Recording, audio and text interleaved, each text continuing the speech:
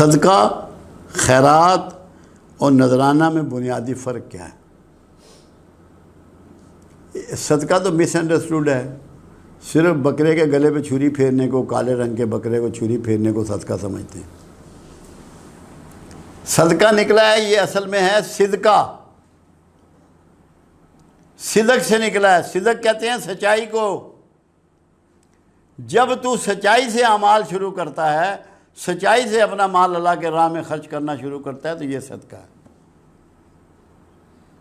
جب تجھے پتہ لگ جائے کہ یہ بندہ اتنا مجبور ہے کہ سود پہ پیسہ لینے کے لیے تیار ہے، اس کا نظام گھر کا نہیں چل رہا، اس کی روٹی نہیں چل رہی، اس کی بچی کی شادی نہیں ہو رہی، تو اس کو پیسے دے دیتا ہے کہ سود سے بچ جائے، یہ میرے پیسے استعمال کر لے، ہوں تو دے دینا، یہ صدقہ ہے۔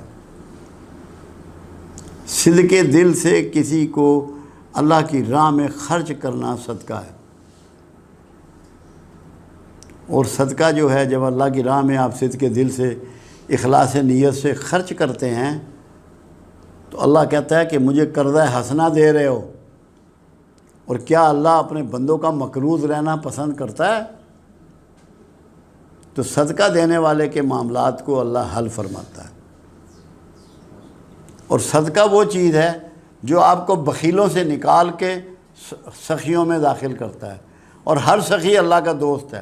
صدقہ آپ کو اللہ سے دوستی کرا دیتا ہے۔ میرے پاس جتنے لوگ آتے ہیں، میں سب سے یہ ریکویسٹ کرتا ہوں کہ صدقہ ضرور دو، کیونکہ میرے آقا کا بھی فرمان ہے، صدقہ رد بلا ہے۔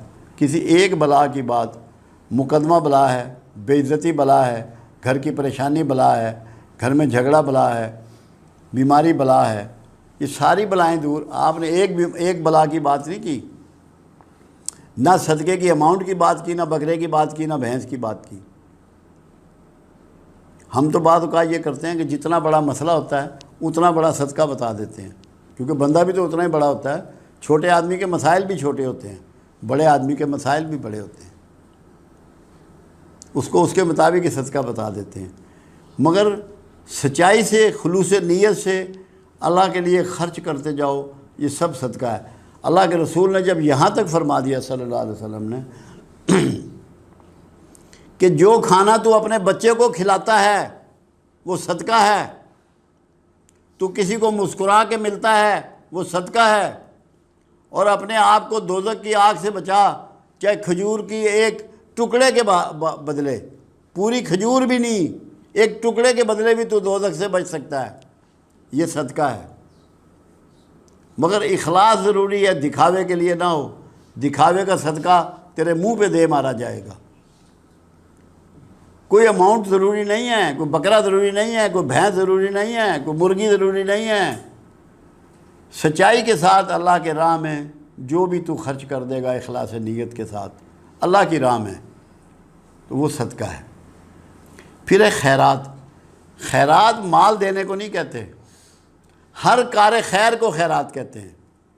جو بھلائی کے کام معاشرے کی، انسانوں کی، دین کی، جانوروں کی، درختوں کی، جو بھی مخلوق کے بھلائی کے کام تو انجام دیتا ہے، اسے خیرات کہتے ہیں۔ خیر کے کام کرنے والا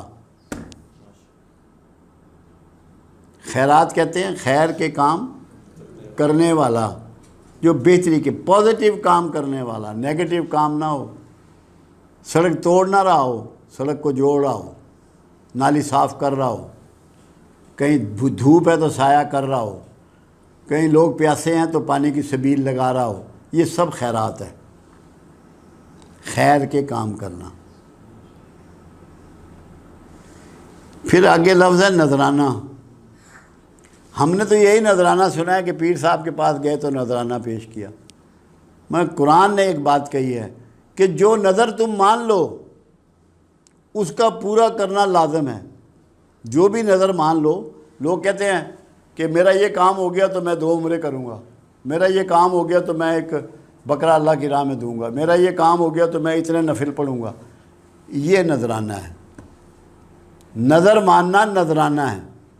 جب آپ نظر مانتے ہیں تو اس کا پورا کرنا آپ پر لازم ہے، کیونکہ آپ نے وعدہ اللہ سے کیا ہے۔ اللہ سے وعدہ کر کے اگر جھوٹے ہو جاؤ گے تو برباد ہو جاؤ گے۔ اس لیے یہ حکم ہوتا ہے کہ جو نذرانہ ہے اس کو پورا کرو۔ ہمارے ہاں یہ غلط العام ہے کہ پیر صاحب کے پاس کوئی گیا، جو چیز لے گیا اس نے کہا نذرانہ ہے۔ نذرانہ یہ ہے جو نظر مانی ہے اس کو پورا کیا جائے، یہ اللہ سے وعدہ ہے، اس کو وعدے کو نبھایا جائے، پورا کیا جائے۔ اس وعدے کی پاسداری کا نام وہ ہے نذرانہ۔